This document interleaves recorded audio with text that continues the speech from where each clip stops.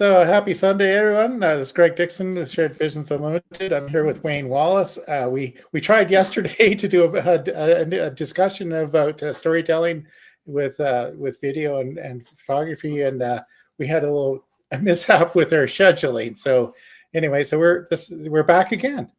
So maybe Yes. you can introduce yourself, Wayne, and we'll go from there. Yeah. Well, first of all, I want to apologize because it was totally my fault that I didn't show up yesterday. I thought it was on Sunday. Goofy me. So yeah, my name is Wayne Wallace. I reside in fabulous Las Vegas, Nevada. And I've been a photographer for over 20 years. I actually started with film back in the good old days. This is my original Canon AE1, a film camera. It's still got a roll of film in it. Who knows what kind of gems are on that film. I don't really use it anymore, but of course now I shoot with digital cameras. And honestly, I use my phone a whole lot too. So that's a little brief intro about me. Yeah, along those lines, I've got a suitcase full of video gear. It's probably worth about $10,000. But for the most time, I'll depending on what it is, I'll use my phone.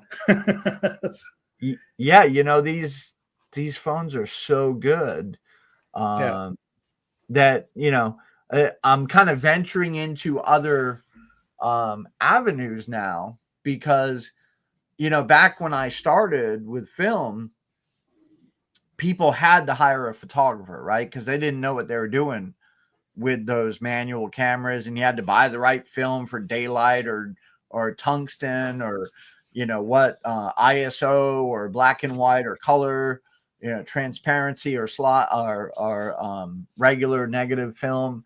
So it was very complicated. But now you just pick up your phone and hit photo or video, and it does it all for you.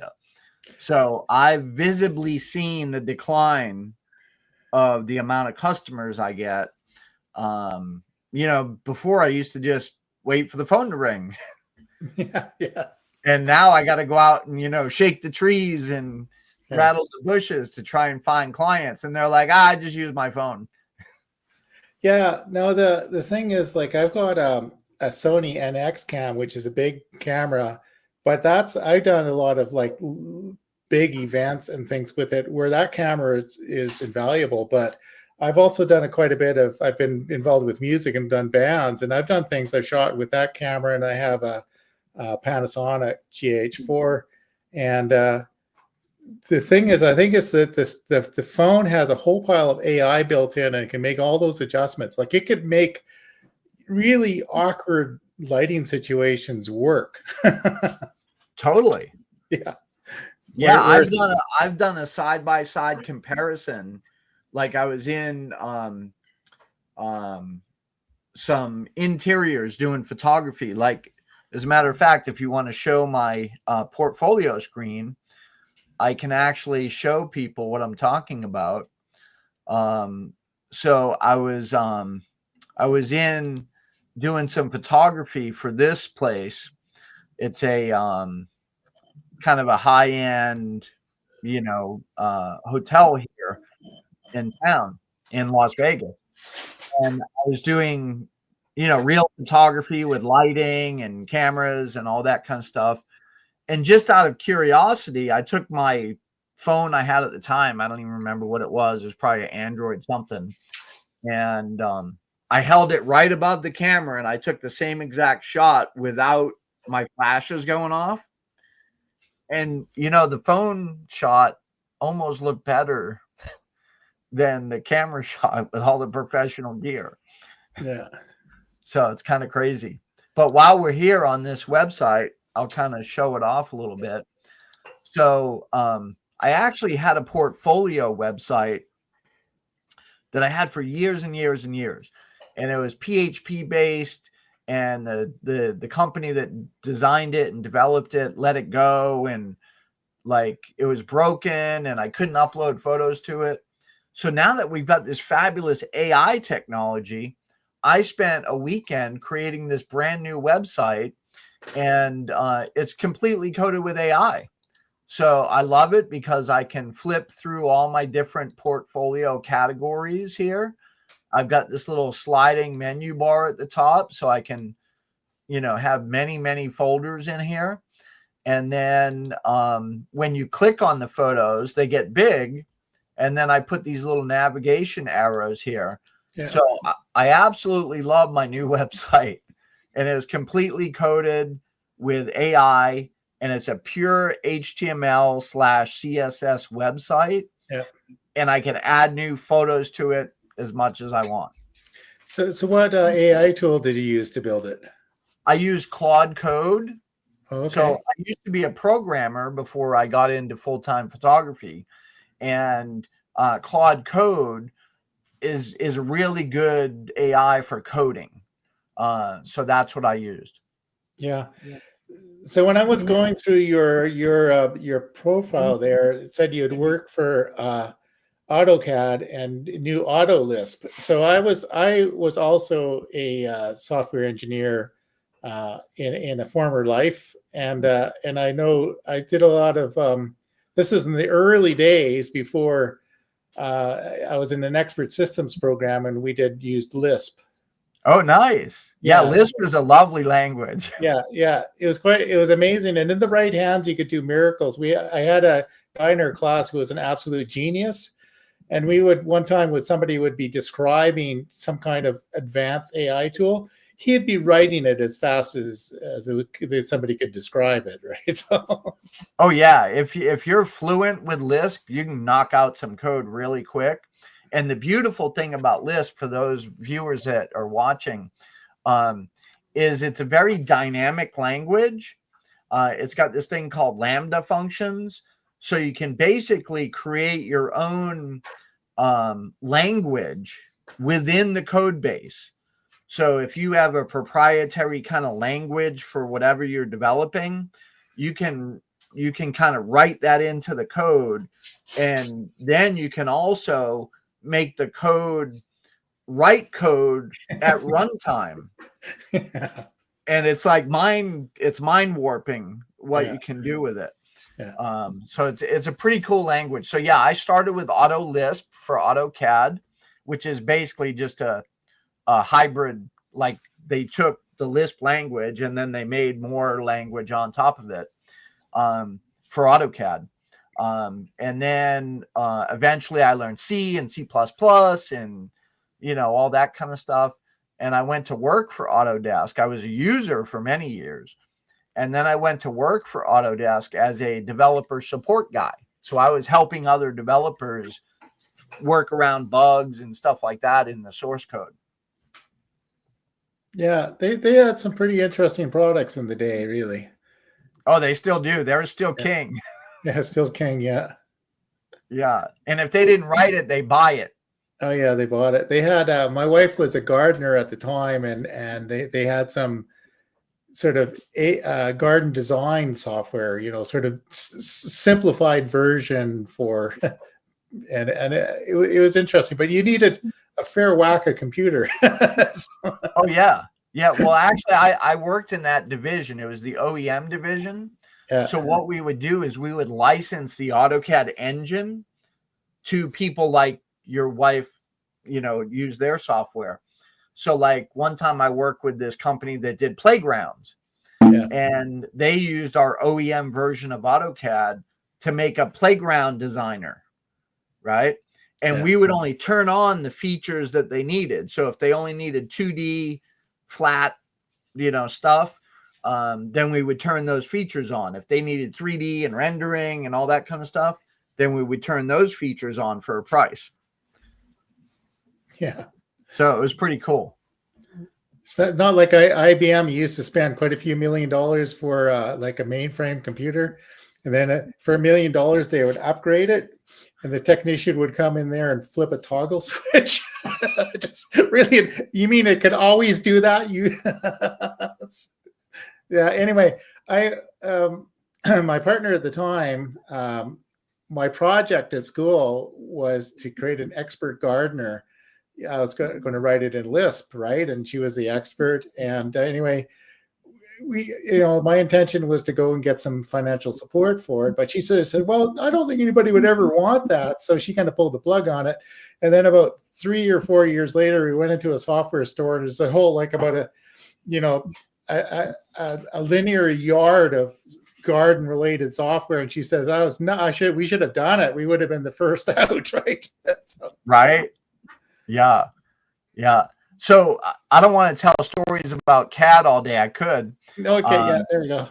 But how long do you want to go for here? I see we've been going for 10 minutes. Yeah, no, there isn't really a fixed limit. So most of the time we go sort of 20 or 30 minutes, but it doesn't matter. I did an interview with somebody in California about a real estate topic, and we got going. And an hour and 40 minutes later, I said, I guess we should probably go. And actually, we weren't, we probably could have gone for another hour. We had covered quite a few things, all sort of real estate based, but it was, she was involved with it. Part of the thing was Bonnie's father was probably in the point where he needed to move to a different home. And she was in the business of, moving people out, helping the estate sales, all sorts of things, senior care. So we had a lot of things to talk about. Anyway, but we should probably get back to our topic. Yeah. So let me give you a little, because we want to talk about storytelling, right? Yeah. So I've always been a storyteller with my photos. And as you said in the podcast you did by yourself, I do a lot of headshots. So let me go to my portfolio, and I'll go to a headshot portfolio, and I'll show some of these headshots. Like, I could tell you a story about each one of these photo sessions that I did. So, like, for instance, this girl, now we've got AI, and we've got this thing called AI headshots, and robots take photos now, right? But I always tell people there's no way that AI or robots with a camera will be able to create the one-to-one connection that I create with people, because, we're humans, right? And we have this kind of synergy while I'm taking photos of them. And a lot of people come in nervous at first, or when I first meet with them, they're nervous. They're like, I don't like having my photo taken. And then eventually they start warming up because I just act like a goofball, and I make them laugh at me. But then we get into this groove, So like this photo here, I probably took 100 photos of her, but they weren't just like random photos. Like, I was working up to getting her in this moment, right? And each one of these photos that I show has a similar, then I'll get in a flow, and then they'll get in a flow. So AI will never be able to replace what I do. And I tend to call myself the king of headshots. And if you go to thekingofheadshots.com, you'll see this website, which is basically just testimonials, right? I got well over 100 testimonials here. So I mainly did this for SEO purposes, right? But then whenever you click on one of these little red boxes, it takes you, it should take you to my portfolio. My old website did that. But anyway, that's the king of headshots. So I brand myself and I market myself in different ways. And what happened when I left Autodesk, I was a hobbyist, right? I had this Canon AE1 camera, and I was a hobbyist. I really didn't know what I was doing. And I hired this model. Well, I didn't hire her. I found her, and I said, hey, would you like to do some headshots? And let me see if I can find the photo. It should be in here that I did of her. Let's go to, it should be in this one, but it's probably buried somewhere. But I found this girl on Craigslist, and when I lived in San Francisco, and I said, hey, I'm just a starting out photographer. Would you like to work with me? And we went down to Sausalito and we created some amazing pictures. And I've photographed tons and tons of people since then. But the point is I went back to school and I went to the Hallmark Institute of Photography. So this image here is actually my publication. So I was the top student in Hallmark, and I was published in American Photo Magazine. So I didn't do the cover, but this is my award. They published me in American Photo Magazine for my top portfolio. So right. That was pretty cool. And let me go back. Let me close that one there. Go back here. And then later in years, actually during the COVID time frame, nobody was hiring me because everybody was hiding at home. So I said, well, I'm going to go back to school and study film editing. So I went online to the Ravensbourne University in London because the professor that was teaching this documentary film editing class, I really wanted to work with him. So I went back to school and I learned how to edit documentary style films. And what happens with documentaries is they give you a truckload of footage. So they give you like 80 or 200 hours or whatever. And it may be interviews, it may be B-roll of things happening. And so there's an art and a science to editing a good documentary. And that's what we learned. So when I got out of school, I'm like, okay, I'm going to go be a documentary film editor, but nobody really hires you for that, right? So I came up with this idea of marketing your business with video. And really what I mean is documentary style video. So if you go to marketing your business with video and then you scroll down, I do a presentation here. I'm not going to play this now, but people watching can go play this later. But in this video, I talk about the age that we're living in. The age that we're living in is the Blade Runner world, I call it. Because if you ever watched the original Blade Runner movie, it was talking about this time frame that we're in right now, where we're going to see robots and replicants, which look like real humans, but they're not, right? They're robots. And then you have AI and avatars and all this kind of stuff. And we're basically living in that world right now. And it's my belief that as a business owner, marketing yourself with video, you want to create real documentary style videos, which are real. They don't have AI in them. It's really you doing whatever it is you do. So let's say you're a yoga instructor, right?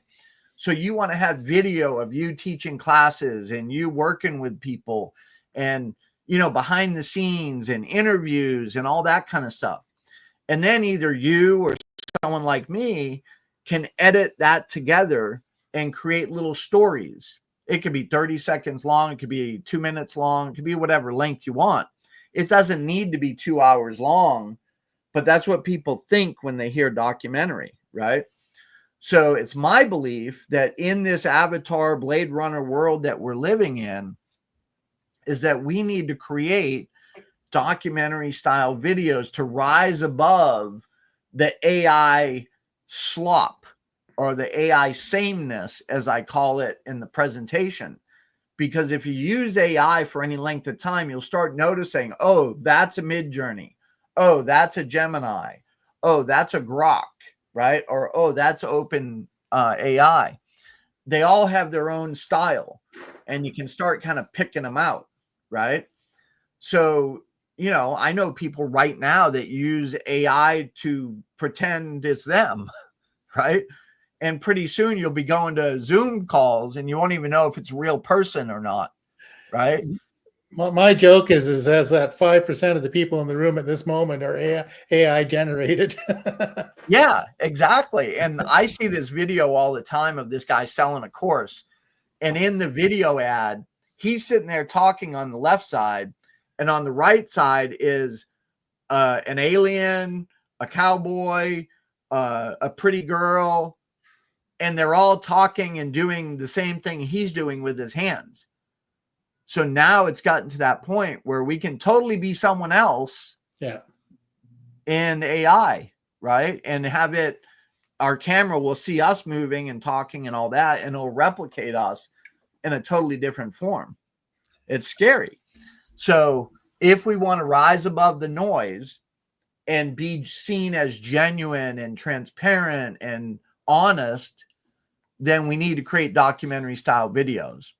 And for you guys at home watching, you guys can do this. You don't need to hire someone like me.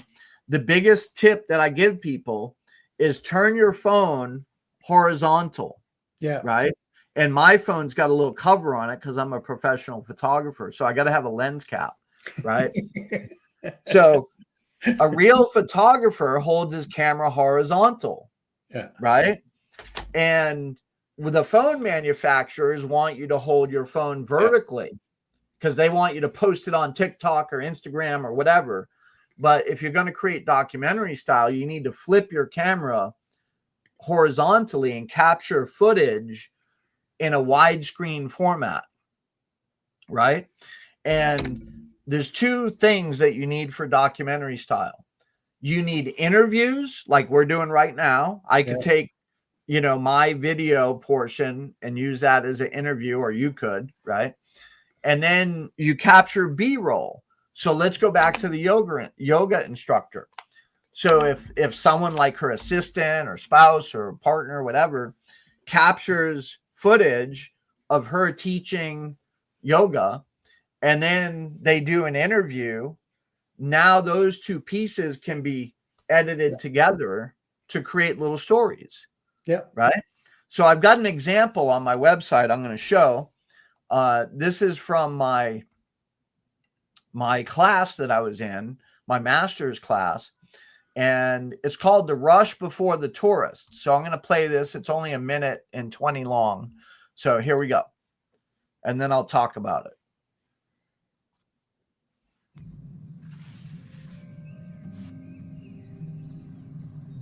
It's one of the most stunning views of any city you'll ever see, and that's what makes Paris so special. Most of the photographs taken by the general populace is full of tourists. One of the benefits of going out at dawn is there's nobody out, and you can take these stunning pictures in great light without loads of people in it. In places like this, are just set up so beautiful. You have such a small window, I mean, not just the light. You want the best shots. You got to do before the bus loads of tourists get here. Look at the color coming in. It's just crazy, man. It's going to get really good. We got to go quick. We're at the Trocadero, getting the classic Paris view. This whole area was planned for people to take pictures right from this spot. There's even an X on the ground there. In tape, shoot from here. You can't come to Paris and not take this shot. We need to get a bit higher. Okay, we got to move. Oh, baby. This is really excellent. Picture perfect. We got all our shots this morning, and just in time. Get here before the tourists and the pocket cameras. That's what it's all about.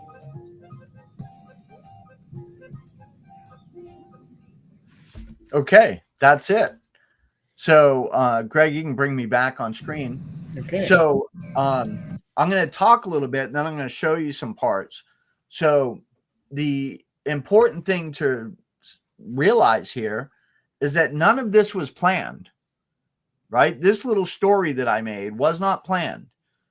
When my professor went out with the photographer, he just shot about 2 hours worth of footage. He shot B-roll of Anthony working and taking photos. And then he did an interview over here, and he did an interview over there at different places around the tower. They had no idea what would be edited when they shot the footage, right? So you don't have to script it. You don't have to plan it. And this is perfect for small business people because you're not a YouTuber like Mr. Beast. You don't have the manpower and the staff to script and plan and do all that kind of stuff. You just need to go about your daily business and have someone capture footage, right? Either with a phone or a real camera. And then later your editor can put it all together, right? As long as you got the right components. So if we flip back to the video, I'll show you some of those components.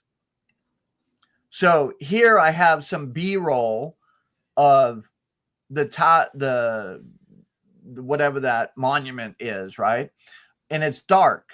So it's set in a scene, right? And then I reveal the Eiffel Tower and we find out where we are. We're in Paris, right? This is all just B-roll. And then we have this scene where it's dark and we don't know what's happening. And then we see Anthony walking up. We see this figure walking in the dark. And then, oh, it's Anthony, the photographer, right? And then we see him walking and walking and walking and walking and walking. And then we get a close-up of him looking at the tower. And then I go back to the tower. And then it's getting lighter, right? So all these little clips are moments in time from the 2 hours that they photographed. And now I go back to the monument, the same monument that was at the beginning, because now I'm setting a new scene of it's getting brighter out, right? And then the editing pace picks up because now he's got to get his shots in. Before, in the beginning, it was slow and melodic music. It was, slow paced. Now the cutting speed picks up and it's more frantic, right? And I'm purposely cutting it that way, editing it that way. And then he's talking, and he does a little joke about the X on the ground. And then he says, oh, I got to move. I got to go up. I got to get higher, right? And then we go up higher. And if you're observant, you'll notice there's two places where there's birds, right? There's birds here in the beginning that are flying from left to right. And that's when he's going down the steps from left to right. And then later, when he goes back up the steps, I show the birds again, and they're going from right to left, just like him. So a lot of people maybe wouldn't even notice that, but it fits totally, right? It's like a transition. Now we see him at the top of the monument area, and then he's getting his shots. And then he says, oh, this is great. We got the shot. And then he says, we got to do it before the tourists get here, right? So the thing to notice is you only see his lips move like 3 times. So right here. Planned for people to take pictures right from this spot. There's even an X on the ground there. So he says there's even an X on the ground. So you see his lips move, right? Then over here, he says, okay, we gotta move. We gotta move, right? And then over here, picture perfect. We got all our shots this morning. This is really excellent. He says this is really excellent. Perfect. Right? And there's 4 times. And then over here, he says, got to get here before the tourists.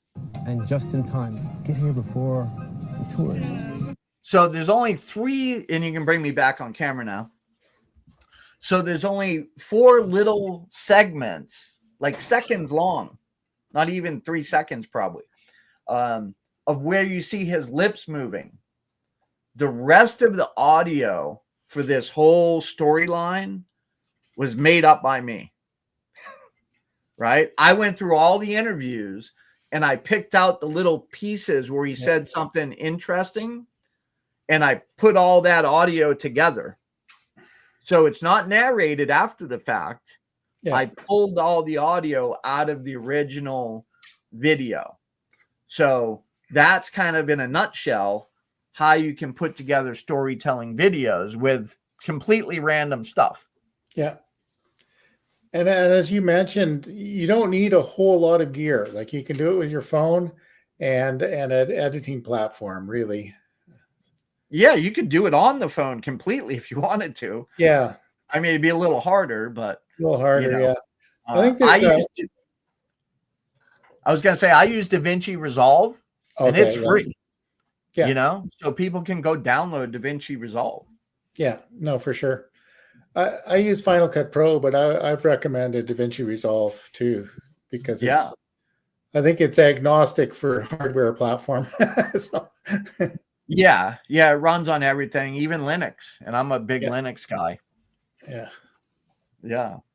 So yeah, that's the storytelling. And, you know, whether you're doing family stories or stories about your church or your business or whatever, you can use these same methods that I just talked about. And, you know, if you don't want to do that and you want to hire someone, yeah, you can hire me.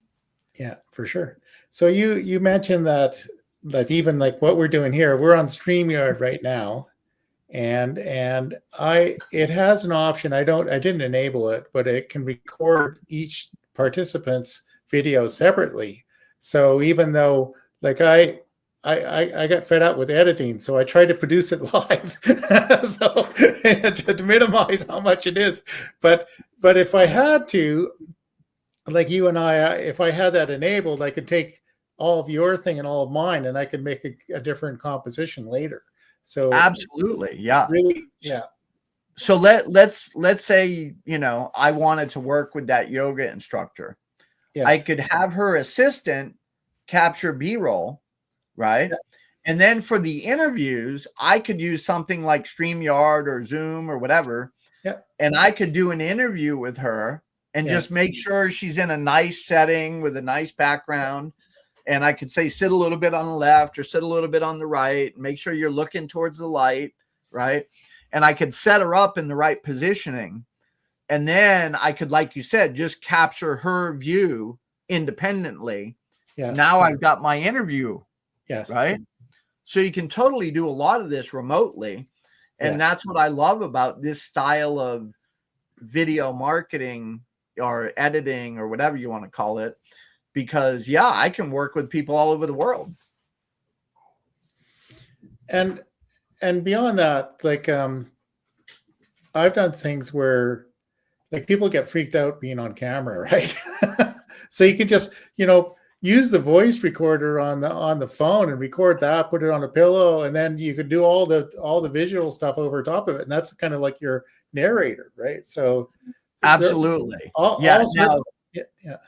Now, to connect with the audience, you do want to be on camera sometimes, yeah, right? But for those people that don't like being on camera, you can just say, hey, you're only going to be on camera like a few split seconds. The rest of it's going to be B-roll. Sure. Of you doing your thing, whatever your thing is, So yeah, they don't really have to be on camera full time, Yeah. I was worked with food rescue and food urban farming projects things, and I got actually paid to go interview a whole pile of people related to that. And it's kind of funny, like some people, this one person, he worked at the Salvation Army with they were using, and anyway, his first reaction is, "Oh, I don't think I have anything to say." Right? He's a little bit shy, but once he started talking, I couldn't keep up with him. I was running around trying to capture it, and then we ended up doing 3 years of video projects related to food rescue together later. But it was just, and then other people have, I've seen them do a presentation over in a live audience 10 times, and you turn the camera on and they freeze, right? You don't know. So I can totally relate with that, and I've got a tip for people. yeah. But first, I'll tell you a story. So I had this beautiful Brazilian model come in my studio one time, and like drop dead gorgeous, right? Like every move she made was just sexy, right? And I think you can't help it. yeah, like I mean, this girl was just born with it, right? Yeah. And the second I pointed the camera at her, she turned into like a dead fish. Like she just stood there. She wasn't attractive at all. But when the camera wasn't pointed at her, just every move she made, like brushing her hair or, whatever, like drop dead gorgeous. But as soon as I pointed the camera at her, she got all stiff and clammed up. I was like, that is so weird. So the tip I have for people that kind of maybe get nervous on camera, and this is a tip you'll see when you watch documentaries, is they set up the camera. So like, let's pretend my webcam is the actual camera, right? And then I'll be sitting in a scene like I am now. And then I'm looking at the interviewer. So right now my light or my other monitor would be the interviewer. So I'm just talking to the interviewer, and the interviewer says, "Hey, Wayne, how'd you get into photography?" And I would pick up my camera and I'd say, "Well, you know, this is my original camera that I started with back in high school, blah, blah, blah," right? I'm not looking at the camera. The camera's over here. I'm looking at the interviewer. So that's a tip. Even if you don't have someone interviewing you, you can fake it, right? Nobody knows there's not an interviewer over there. And we're only going to use little snippets of the gems that you say when you're answering the question. So you can totally interview yourself. You just set up your phone or your camera over here, and then you look at the chair or the lamp or whatever it is you have over there. Yeah. Right? Make sense? I would stand behind the camera, or get somebody else to stand right beside the camera and just start to have a conversation with them. And I'll often, I didn't have to say, "Well, you know, I don't know anything about what you do. Just explain what you're doing," right? And get them to talk. Or I would get them to pretend I was their favorite customer, right? So they're talking to that customer. So one friend, she had to talk about her customer, Lisa. So she called me Lisa for 3 years. I think I even created an email address for Lisa. Nice. Yeah, and like you said, once people get talking and they're not focused on the camera and they're focused on you standing over here, you know, talking to them, interviewing them, whatever you want to call it. Then they forget about the camera and they just roll. And people come out with some gems, like Anthony. Like, he came out with some. Actually, the whole reason for the video that I just showed about the rush before the tourists came out at the very end. So they did 2 hours worth of B-roll and interviews, and then he was all done with his photography, and he's sitting there, and the tourists start coming, and he says, "And you got to get here before the tourists." Yes. That was the gem that he said. And then the videographer actually made him say it again multiple times, because he knew, like, that's the key word right there. That's the key phrase. So I used that key phrase to make the whole narrative in that 1 minute and 30 seconds about getting there and getting done before the tourists come. So you don't need to plan anything. You don't need to script anything. You just ramble. Yeah. And eventually something really good will come out. So, exactly. I think I mentioned the one I did yesterday, that I did a documentary for a church, and I interviewed, as you were saying, I had 30 interviews, about 30 minutes each. It would have been easy to make a 2-hour video out of it. That would have been way easier than trying to make a 15-minute video. So yeah. Well, the beauty now with AI is we can transcribe these videos, and then we can just do a word search and find like little key phrases or whatever that we want to use. We don't have to sit there and listen to the whole, thing. I ended up creating a Google spreadsheet and went through it and typed out meaningful phrases and little notes about this thing. Like, even just having the transcript would have made it so much easier. Oh, yeah. It's so easy now with AI. And actually, when I was in film school, I beta tested, and this was before AI was even a buzzword, because it was like during COVID timeframe. And AI wasn't really a buzzword back then. And I beta tested this software that these college students were developing. And basically what it would do is it would take all these clips and it would use AI to try and figure out all the possible edits that you could make. So let's say you had actor A and actor B, and there was a one shot of each of them talking. Yeah. And then you had a 2-up shot with the both of them talking. And then maybe you had some detailed shots of their hands or whatever. So AI would take all that stuff and looked for all the possible edits that you could make. So it would come up with like 30 timelines and say, these are all the possible edits. Right. And then you could sit there and pick and choose. Oh, I like this. I like this. Right. It wasn't a perfect edit, but it was like a rough sketch. Sure. You know? Yeah. It was pretty cool. For sure. Yeah. Yeah. So it's fun stuff. And you can really, video is one of the best things for really communicating. You can communicate a lot in a short amount of time with a video. Absolutely. And I can show you clips that I did of Anthony, like making coffee in the morning before he goes out to do his photography. And that's only 30 seconds long, right?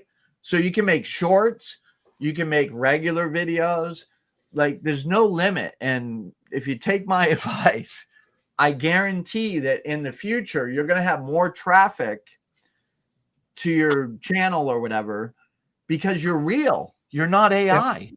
Yes, right? For sure. Yeah. Authenticity matters. Authenticity matters. If you look at in my presentation, I talk about this. If you listen to any of the marketing gurus, they're going to give you a list of things that you need to do to be relevant, right? And to get, viral, whatever, right? All of those things are present in documentary style videos. Yeah. So it's the way to go. Yeah, for sure. Yeah. Yeah. And it's even things like a case study. Basically, people want to know what your service is. So you can give them a bit of a hands-on experience of what your service is with that kind of video. Totally. It could be testimonials from your clients mixed with actual footage of you working with people. And the biggest challenge that I hear is a lot of people do their work behind a computer, like an accountant, right? They sit behind the computer all day playing with spreadsheets, right? Or a video editor. They sit there video editing all day. And they're like, well, what do I show? Like there's no interesting part to my life, right? Well, I'm like, well, you may work behind a computer, but you interact with clients. Maybe you go meet with clients. Maybe you speak at certain organizations. Maybe you walk your dog every day. You have a life. So tell the story about your life and how accounting allows you to live this life. Right. Right? Yeah. You just got to think a little differently. They're rare, but I've run across a few people who just love accounting. Oh yeah, they're rare breeds, aren't they? Yeah. So since you had some experience behind a computer screen programming, I worked for a large systems integration company as a friend there, Dave, and I looked at it and he seemed to be staring at exactly the same screen, right? It didn't really seem to move. Nothing seemed to be happening. So one day I just leaned over and I says, hey, Dave, just think, you could be out teaching beautiful young women how to water ski at some Club Med location, right? And he just turned at me and swore a lot. Yeah. That's funny. The funny thing is that the company got sold a number of times. He was almost the last person to actually leave. He got this massive buyout, and then we went to a local pub down in Gastown in Vancouver, and we took him through a mock interview, and it said, "Hey, Dave, why would you like to work for our company?" And he says, "Well, I really don't, but it's been a long time, and I should do something." So you're not ready. Yeah. Yeah, no, computer people, like programmers, tend to be really nerdy. And you could lock them in their office and slide pizza under the door and they'd be totally happy not interacting with people.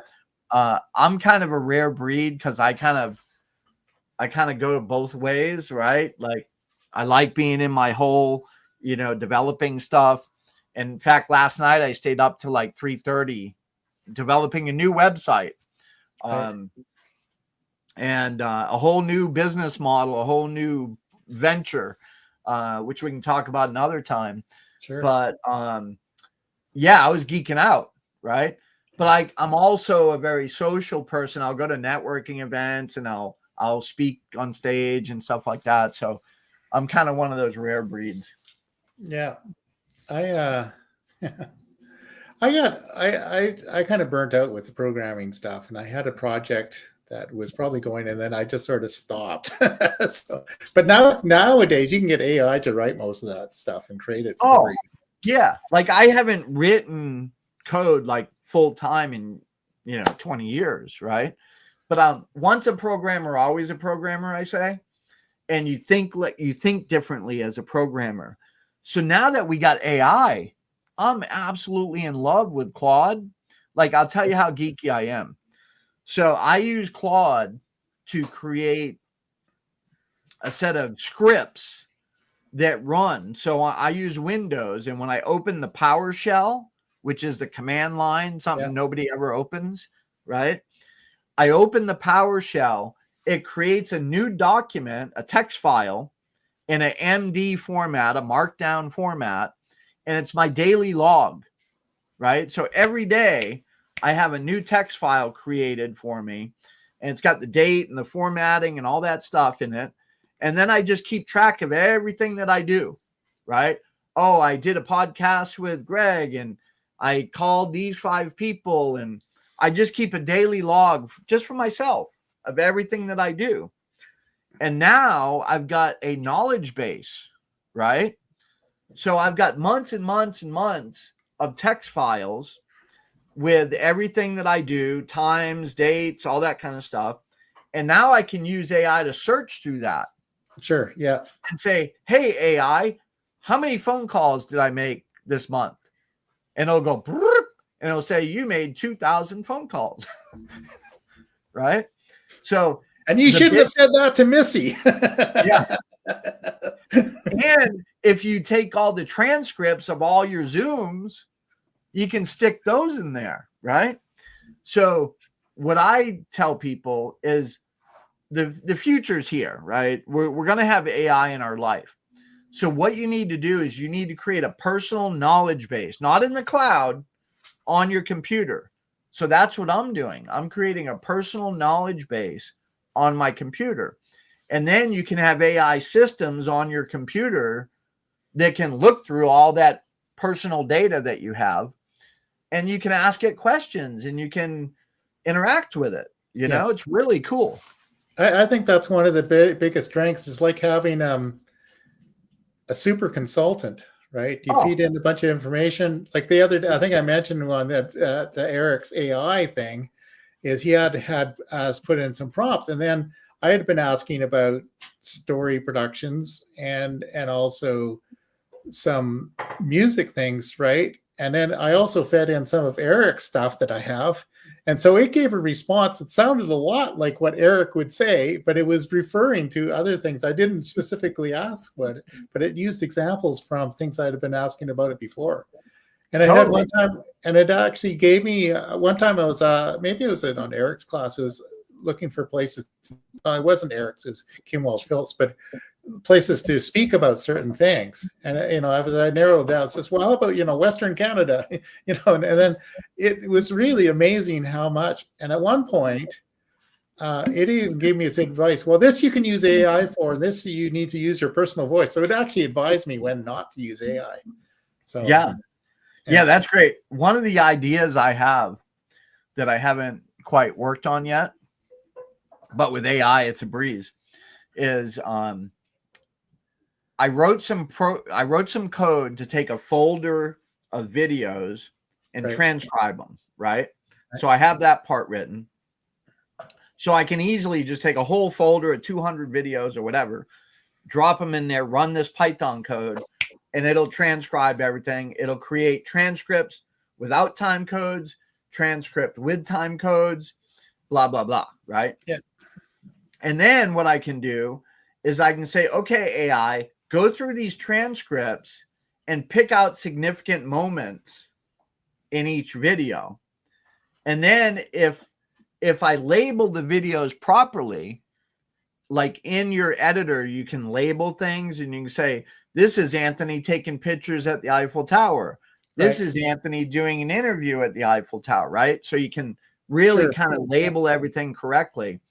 And that creates a text file, which is a timeline text file. Then you can take that text file and the transcript text file, and you can have AI go through it and basically create stories automatically. Right. Right. Yes. And then you can use AI to cut those clips based on the time codes. Yeah. So it's kind of like what that program I used when I was in school did, right? Yes. Yeah. As long as the AI has enough information about the video, because it can't watch the video, but it can look at the labeling of the timeline or the video itself, Right. and it can look at the transcript, and it can kind of say, oh, yeah, this is about a photographer that goes to the Eiffel Tower or blah, blah, blah, right? Yeah. It's amazing the age that we're living in and what we can actually do. Like most people just use AI as like a fancy Google search. Yeah. Right. But the really advanced stuff that you can do with it is mind blowing. No, and I think, there are people worried about it, and actually they should be, because like if you already, like, it's a long time since a human could beat a computer, really. At chess. Yeah. Like it just, like, I can't find a chess program I can beat at any mode, but an easy mode. An easy mode, yeah. It says, okay, I can't feed it enough beer in order to beat it. But you can take anything, like you like the better ones. If you ask about medical research on anything, it's got the sum total of everything anybody's ever thought or researched about it. It's in there. Like you couldn't.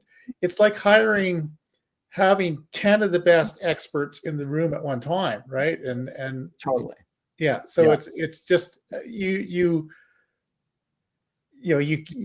some things you need to be careful about it, but for the most part, like Grok will give an example, and then it'll give you links to the original articles where it got it from, right? So you can go look it up. You can do basically a good part of a year's worth of research in about 10 minutes.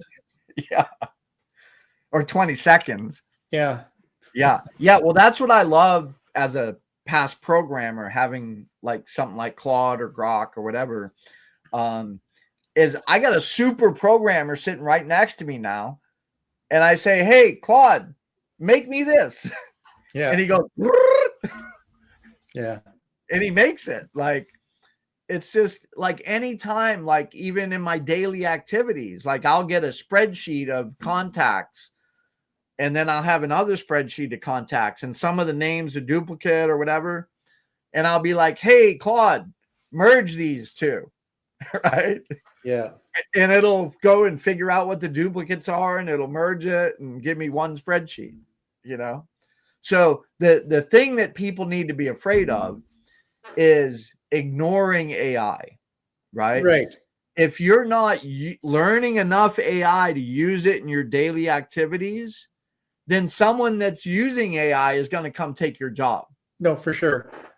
So like in the gig economy, like doing like copywriting and sort of various even marketing to some degree, it's and AWI is very big on it. The AI is everything in what they teach. Basically, that's the thing, is you need to be the equivalent of the senior copy editor using AI tools, but it's going to replace a lot of junior people. And so basically you can be an agency yourself with just mastering the tools. And if you're not going to get on board, you're going to be out. So exactly. And since we went there, I'll show you my new project I'm working on. Okay. So let's share the screen. So this is what I did last night. I stayed up till 3:30 a.m. and I launched Apache Business Solutions. Okay. So basically I'm becoming a marketing agency. Right. All right. And I'm using AI. Like this system that I'm using for this actual website, I've got an AI assistant. You can call it and talk to it, right? And all the emails and all the SMS messages and like the whole customer support, everything is driven by AI. Right. And I can go to my day job and I can have AI controlling my side business, right? doing all the reach out and everything else. So my goal is to use this technology to help other small businesses that don't maybe have the technical expertise that I do, but they still want to use AI to do marketing and outreach and customer support and all that kind of stuff. So this is my little side project that I started last night. And yeah, so go to ApacheBusinessSolutions.com if you need help. Okay. This is a reminder.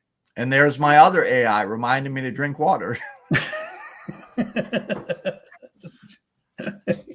Yeah. So yeah, it's a wonderful world we live in. I'm so happy with AI and everything we can do with it.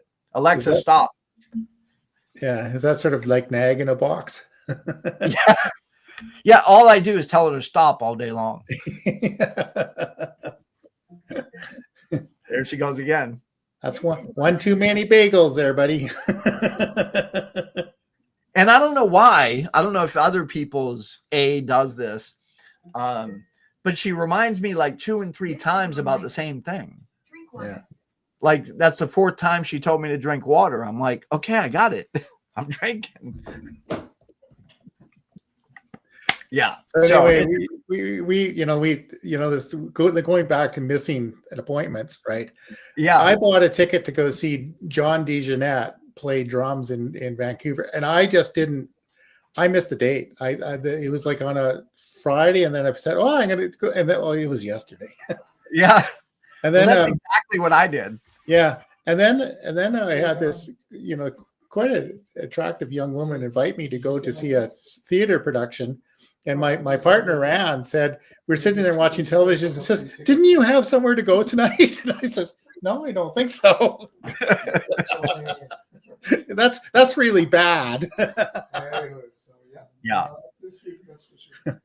Yeah. So the first thing I do in the day, like day job, is I look at my calendar and then I tell my AI assistant, remind me 5 minutes before each of these times on my calendar, because I'll miss a meeting. Yeah. Like I'll be deep in work and I'll just totally miss a meeting.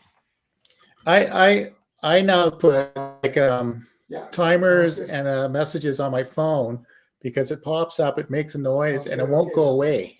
You got to deal with it. If it's just on my calendar, I can miss that, or if it's an email notice, I can miss that. Yeah. But if it's in your face and interfering with you functioning, I said, oh, yeah. I have Annie just bug me. Yeah, that's my code word, Annie. Okay.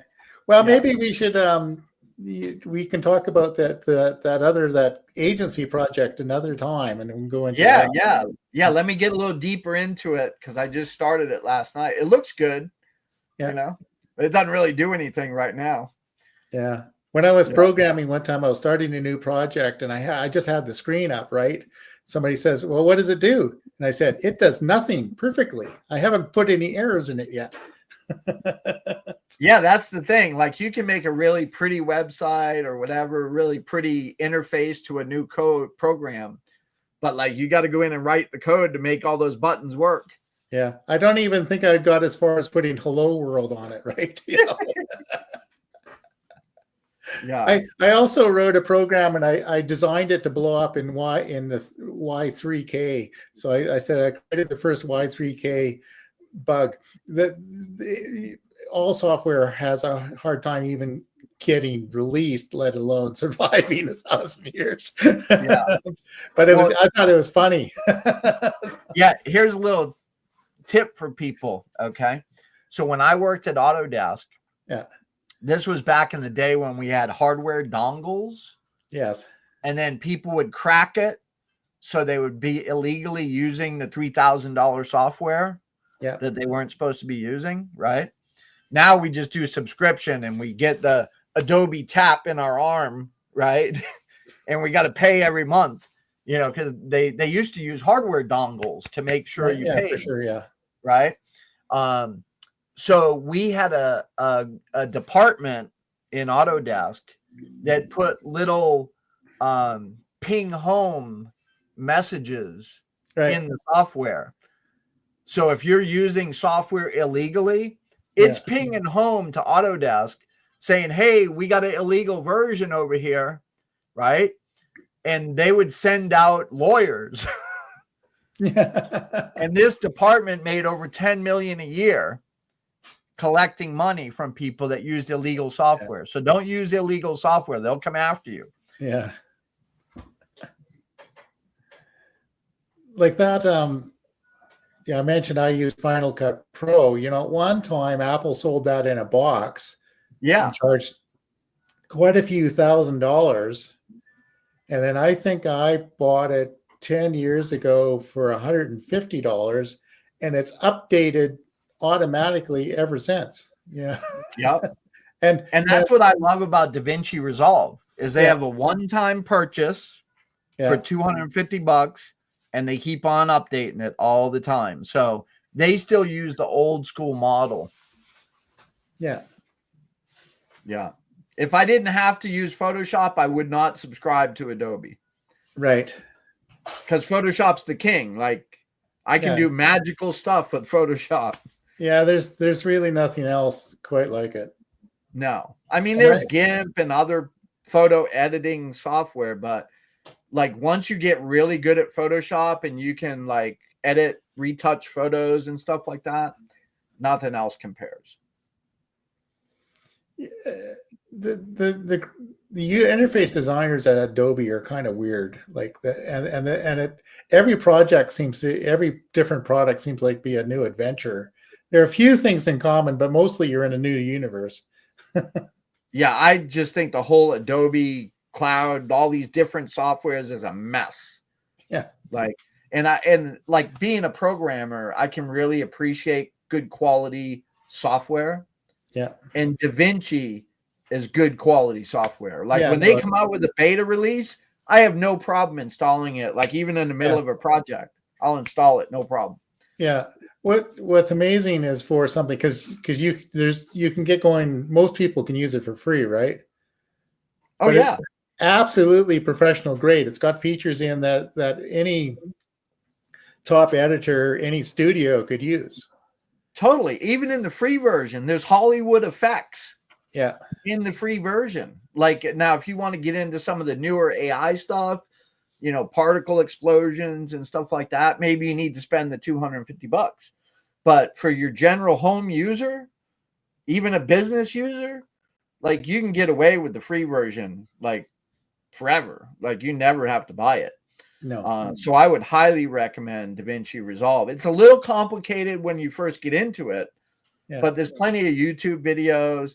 And here's the beautiful thing about AI too, is if you ever want to learn how to use a piece of software or do something in a piece of software, just go ask AI. Yeah, no, usually pretty good. Yeah, I ask AI all the time. I'm like, hey, how do I do this in DaVinci? Right? And it'll say, go to this menu, click on this, right? Like you never have to crack a book. No, you know, or even watch a YouTube video. And many of them help on the supplier's website is out of date. You know, stuff saying, okay, they're describing things that don't exist anymore. Yeah, that was 2 versions ago. Yeah. Right. Because you had some guy in developer, whatever they called it, where they wrote the docs, right? Yeah. And he's got a backlog of stuff, yeah. right? He's trying to write documentation for the software, taking screenshots and doing all this stuff.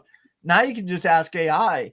And like, if you want to learn something like coding, like let's say you want to learn Lisp, right?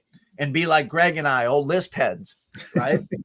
You could go to AI and say, AI, be my programming mentor teacher and teach me how to write Lisp code and make it a 6-month course. And it'll create a 6-month program for you to learn how to code. Yeah. It's crazy. Yeah. Yeah. Yeah, I got one of my broadcasts I'm going to do is basically what we were talking about, using AI as a consultant, right? And just sit down and ask it a bunch of questions and see what it comes back at. Yeah. Yeah, So, it's just amazing. Like yeah. every day I find new uses for AI. It's crazy. Well, on that note, we should run a poll. Which one of us is an AI generation? Yeah. If I don't look perfect, I'm real, right? And It's I got like the that proof right commercial. here. How do I I got the prove missing tooth. Yeah. How do I prove I'm not a robot? You know? Yeah.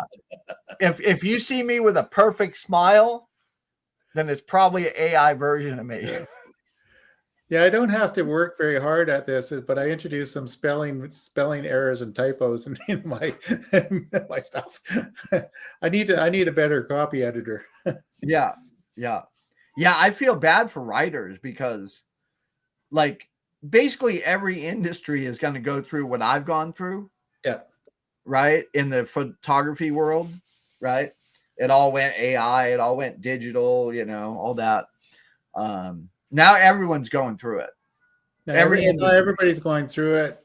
And people who say it's not going to cause job loss or just, may not cause a job loss for them because they're using it. But a lot of people, a lot of companies, like all the big companies, Amazon, Walmart, all those places, they're laying off 40 to 50% of their labor force and replacing them with automation and AI, right? So it's real job loss. Yeah, well, if it's anything that took a person moving this to here, right, and they were lazy and they took breaks and they called in sick, well, company's going to look out for the bottom dollar and they're going to say, well, we can automate that. Yeah. But that's been going on for years. Like it has been going on. I read an interview with somebody who from the North American automobile industry went on a tour of factories in China. And they said they went into one factory, didn't even have any lights because there weren't any people working in it. Right. Wow. And that's been true in most manufacturing for a long time. Oh yeah. And, but my brother and I watch how it's made. Yeah. And actually, it's really amazing how labor intensive some of those things are. Like even simple items. Holy smoly, it went through 10 steps. 5 people worked on this thing. And yeah. Well, to circle back to the beginning, like when I started my AutoCAD career, I worked at an engineering company and we did pulp and paper mills. Okay. Right? Yeah. I was in Georgia at the time. Yes. And there's a lot of pulp and paper mills. My brother worked at a pulp mill. So your napkins and your paper, whether it's a black napkin or a white napkin or, a fancy piece of paper or a copier paper, like I never even thought about the process and the steps that go into making all these paper products and cardboard boxes and all this. Yeah. Like some paper mills just make rolls of big paper to sell to other paper mills. Sure. Yeah.